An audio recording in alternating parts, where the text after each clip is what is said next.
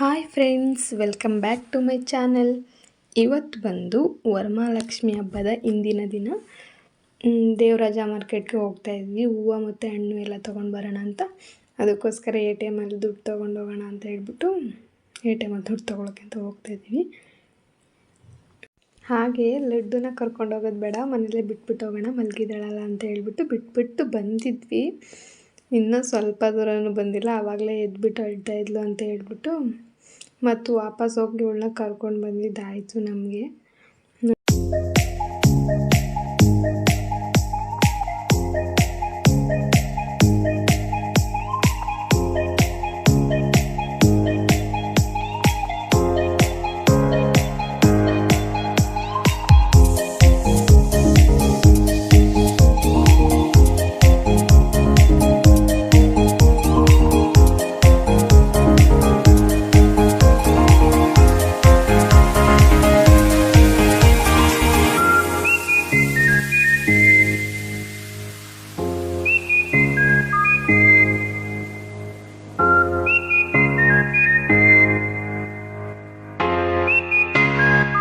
ನೋಡ್ತಾ ಇರ್ಬೋದು, ನಾವು ಇವಾಗಷ್ಟೇ ಸಿಟಿಗೆ ಬಂದ್ವಿ. ಯಪ್ಪ, ತುಂಬ ಅಂದರೆ ತುಂಬಾ ರಶ್ ಇದೆ. ಪಾರ್ಕಿಂಗಿಗೂ ಕೂಡ ಸ್ವಲ್ಪನೂ ಜಾಗ ಇಲ್ಲ, ಅಷ್ಟೊಂದು ರಶ್ ಇದ್ದಾರೆ. ಅಲ್ಲಿ ಹೆಂಗೋ ಪಾರ್ಕಿಂಗಿಗೂ ಜಾಗ ಸಿಗಲಿಲ್ಲ. ಹಂಗೆ ಒಂದೆರಡು ರೌಂಡ್ ಹೊಡ್ಕೊಂಡು ನಿಂತಿದ್ರು. ನಾನು ಅಮ್ಮ ಹೋಗಿ ಎಲ್ಲ ತೊಗೊಂಡು ಬಂದ್ವಿ. ಏನು ಮಾಡ್ತಿದ್ಯಾ? ನೋಡಿ,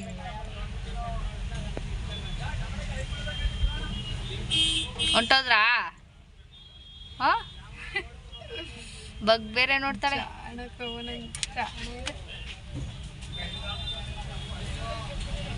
ಹೋದ್ರ ಮುದ್ದು? ಅದ್ರಾ ಮಮ್ಮಿ ಪಪ್ಪ ಹೋಗದ್ರು? ಪಪ್ಪ ಹೋಯ್ತು. ಏಯ್ ಪಾಪು, ಇಂಜೆಕ್ಷನ್ ಚುಚ್ಚಿಸ್ಕೋಬೇಕಾಗಿತ್ತು ಮಗ. ಈ ವಾರನೂ ಮಿಸ್ ಮಾಡ್ಕೊಂಡು ಗೆದ್ದುಬಿಟ್ಟ.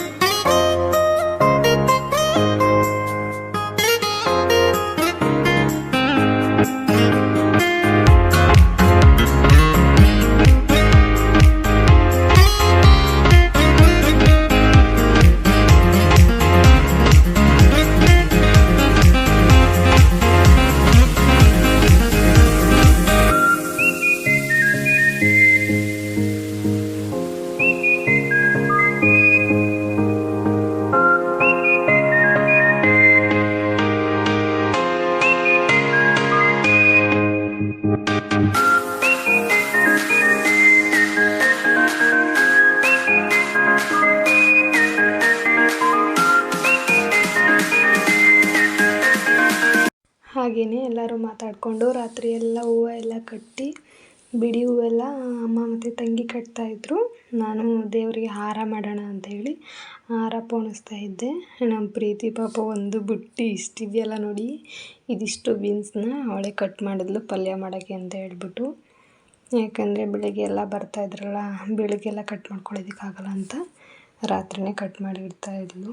ಹೆಂಗೋ ಮಾತಾಡಿಕೊಂಡು ರಾತ್ರಿ ಎಲ್ಲ ನಿದ್ದೆನೇ ಮಾಡಲಿಲ್ಲ. ನಾನಂತೂ ಎಲ್ಲ ತಯಾರಿ ಮಾಡ್ಕೊಳ್ಳೋಷ್ಟರಲ್ಲಿ ಬೆಳಗ್ಗೆನೇ ಆಗೋಯ್ತು, ಮಲ್ಕೊಳ್ಳೋಕ್ಕೆ ಆಗಲಿಲ್ಲ. ಹಾಗೆ ಎಲ್ಲ ತಯಾರಿ ಮಾಡಿಕೊಂಡು ಬೆಳಗ್ಗೆ ಆಯಿತು, ಒಂದು 5 ಗಂಟೆ ಆಗಿತ್ತು. ಅಷ್ಟರಲ್ಲೆಲ್ಲ ಸ್ನಾನ ಮಾಡ್ಕೊಂಡು ಪೂಜೆಗೆ ರೆಡಿ ಮಾಡೋ ಅಷ್ಟರಲ್ಲಿ 6 ಗಂಟೆ 7 ಗಂಟೆನೂ ಆಯಿತು. ಆಮೇಲೆ ಎಲ್ಲ ಪೂಜೆ ಮಾಡಿ ಬೆಳಗ್ಗೆ ತಿಂಡಿನೂ ಮಾಡಲಿಲ್ಲ, ಹಾಗೆ ಮಲ್ಕೊಂಡಿದ್ದು. ಮತ್ತು ಮಧ್ಯಾಹ್ನನೇ ಎದ್ದಿರೋದು ಊಟ ಮಾಡೋಕ್ಕೆ ಅಂತ. ನಾನು ಫುಲ್ಲು ಮೈಕೈ ನೋವು ಬಂದ್ಬಿಟ್ಟಿತ್ತು, ಅಷ್ಟೊಂದು ನಿದ್ದೆನೇ ಮಾಡಿದೆ. ಎಲ್ಲ ಕೆಲಸನೂ ಮಾಡಿದ್ದಾಯಿತು. ಮುಂದೆ ಏನು ಮಾಡ್ತೀವಿ ಅನ್ನೋದನ್ನು ನೋಡಿ, ಓಕೆನಾ?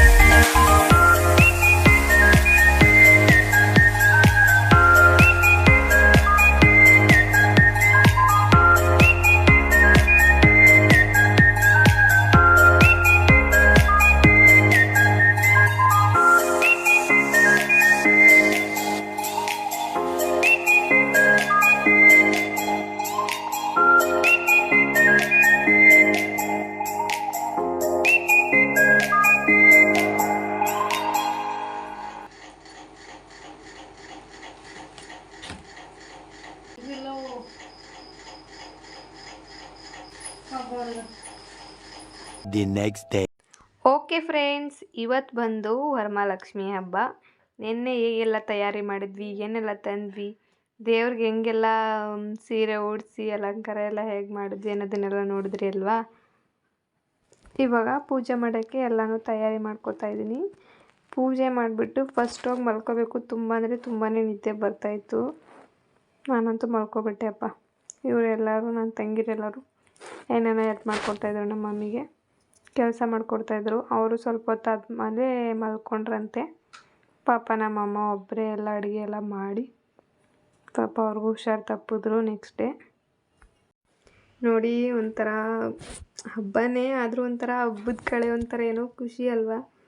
ಬಾಳೆಕಂದೆಲ್ಲ ಮನೆ ಮುಂದೆ ಕಟ್ಟಿ ಈ ಥರ ರಂಗೋಲಿ ಎಲ್ಲ ಹಾಕಿ ನೋಡೋಕ್ಕೆ ಒಂಥರ ಖುಷಿ ಆಗ್ತಾ ಇರುತ್ತೆ ಅಲ್ವಾ. ನಮ್ಮ ಮನೇಲಂತೂ ವರಮಹಾಲಕ್ಷ್ಮಿ ಹಬ್ಬ ಅಂದರೆ ಏನೋ ಒಂಥರ ಎಲ್ಲರಿಗೂ ಖುಷಿನೇ.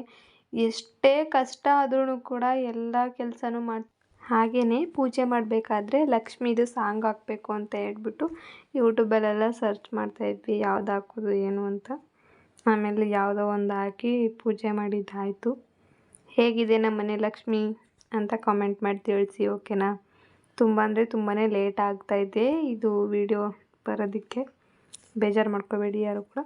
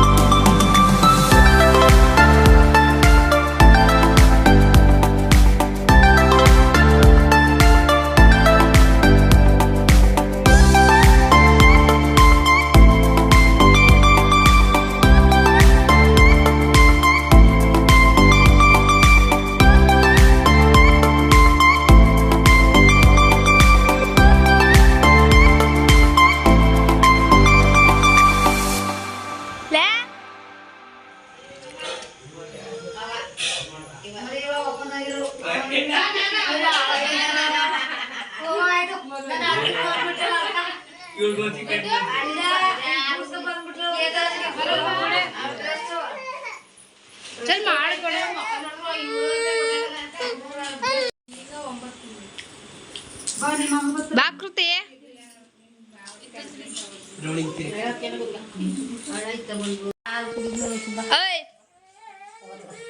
ಅಯ್ಯೋ ಕಂದ ಕರಕ್ತಿ ಅಯ್ಯೋ ಸುಮ್ರಾಯ್ ಕುಂಕುಮ ಕೊಡ್ತಾರ ಅವ್ವ ಅದಕ್ಕೆ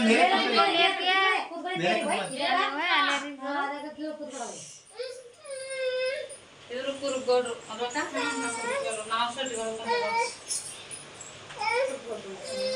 ಸಿದ್ದರಾಮಯ್ಯ ಅಂತಾರಲ್ಲ ಸಿದ್ದರಾಮಯ್ಯ ಇವ್ರು 200 ರೂಪಾಯಿ ಹಾಕಿರೋದ್ರ ವರಲಕ್ಷ್ಮಿಗೆ ಹಾಕಿರಲ್ಲ ಲಕ್ಷ್ಮಿಗೆ ಹಾಕಿರಪ್ಪ ಎಲ್ಲರಿಗೂ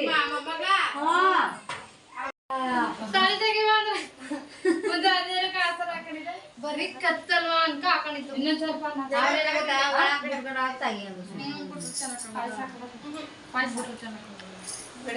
ಹೆಂಗಿದ್ರು ಚೆನ್ನಾಗಿಂತ ಒಂದು ದಾರ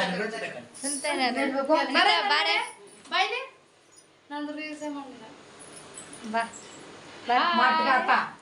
ಬಸ್ನಿ ಬದ್ನಿಂತಿದ್ ಬರೋದೇ ಇಲ್ಲ ನೋಡಿ ಅಪ್ಪಟ ಮನಗ ಬಿಡುವೆ ಇಲ್ಲ ಏನ್ ಮಾಡಿ ಅದೊಂದು ಬರ್ಲೆ ತಿರ್ಸು ಇದು ಅಲ್ಲೇ ಬರಲಿ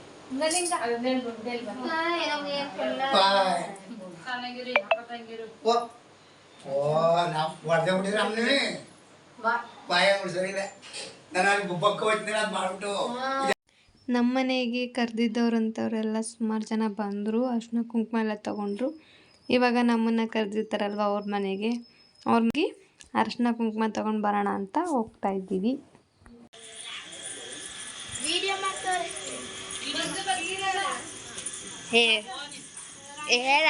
ಮಾಡಕ್ಕೆ ಹೋಗ್ತಿದ್ವಿ. ಹೌದೌದು.